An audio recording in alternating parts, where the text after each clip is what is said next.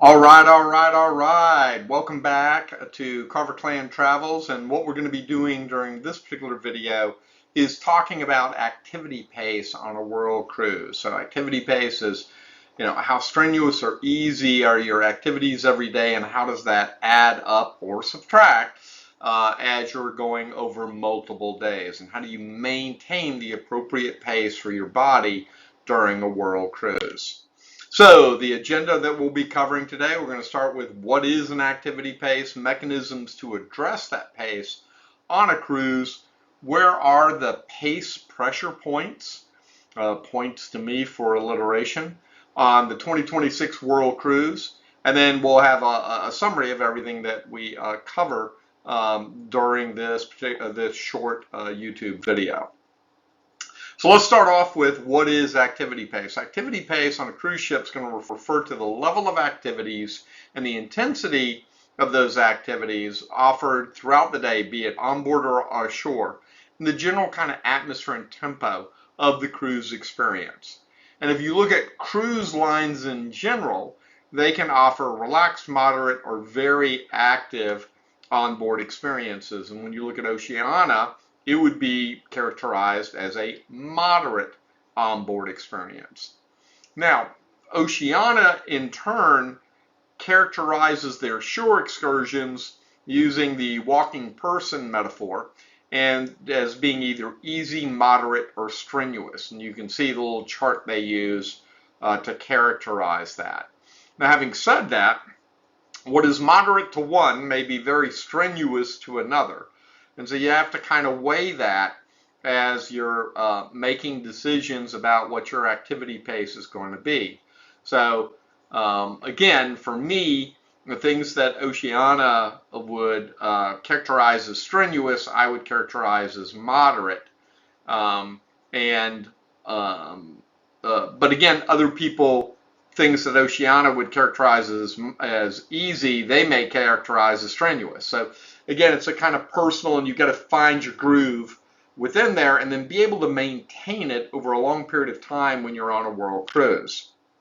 So let's look at two different segments, if you will, that are about the same length. One's 21 days, this one's 21 days, next slide's going to be 20 days.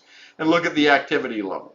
So first of all, note, over this 21-day period, look at all those sea days. That's a lot of sea days, as we're starting off in Miami and we're ending up in the Rio de Janeiro, down there towards the bottom, one more port beyond that.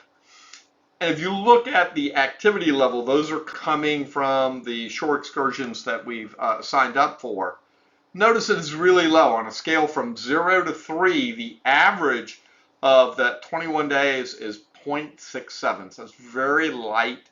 You would think that everyone should be able to maintain that sort of pace.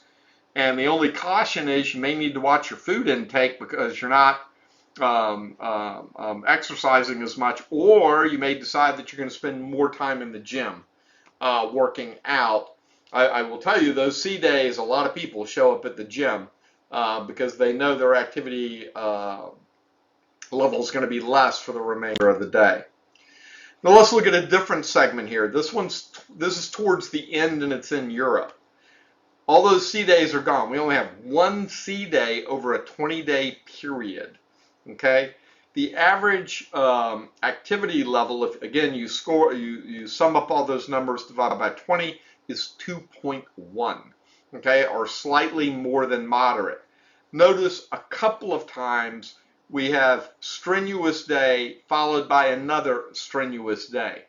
Okay, so again, those are going to be potentially challenging days. So here your food intake may need to be higher to actually meet your needs. Now there's some mechanisms to address pace. The first thing to do is you got to track it. You got to build a spreadsheet like I was showing on the previous slides and track your activity, what you're planning to do over time, and then look for pressure points where your pace is really high for several days in a row. And then start to think about, how can I build in some recovery days? Am I going to build in some days where I stay on the ship? We definitely are as we're doing that. So that's part of that. or we're going to build in some days where it's going to be a spa day. We definitely are. Spa days are not a big thing for me, but it is my wife's favorite, so she's definitely going to do some. You may build in some days where you're going to do light activity or just do, big O points on the ship. Again, that's a good mechanism to recover and be ready for the more strenuous days, in your schedule. Or another thing to do is build in some beach days where you're going ashore, but you're just going to a beach and relaxing, and it's going to be an easy, relaxing day without a lot of stress. So again, there are lots of mechanisms that you can deploy. Let's now look at the 2026 World Cruise and see where do we have challenges with pace and pressure points. And what I found is there was really one pressure point. And the kind of criteria I used, I was looking for pressure points where there's more than 5 days of shore excursions back to back without an overnight stay or without a sea day. And if you use that definition, because sea days always are good recovery days, and back to back in the same city oftentimes gives you a lot of flexibility to build in to some recovery time. So that's the definition I used. The only time that I saw a pace pressure point was May 29th to June 19th. Okay, we're up there in Italy, and we're working down to Ireland as part of this.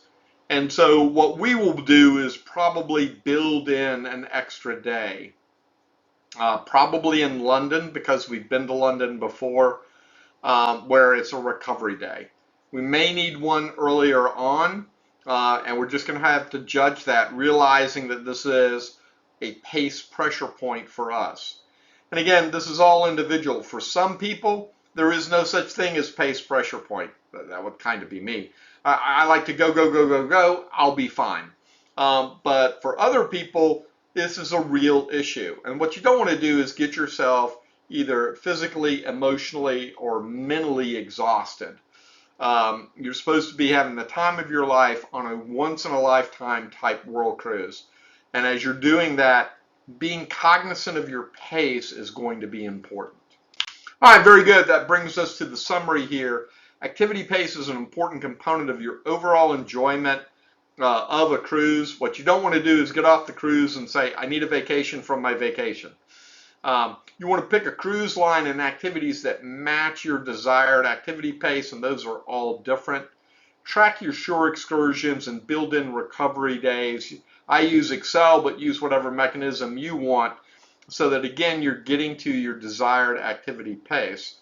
And using that definition of more than 5 shore excursion days in a row without a sea day or multiple port days, there was one activity pressure point from May 29th to June 19th that you want to look at, that you may want to build something into on the Oceania 2026 Around the World Cruise. All right, very good. That brings us to the end of this conversation of activity pace on a world cruise. I hope you've enjoyed this short video from Carver Clan Travels. If you like it, please go ahead and subscribe. I look forward to seeing you in the next video.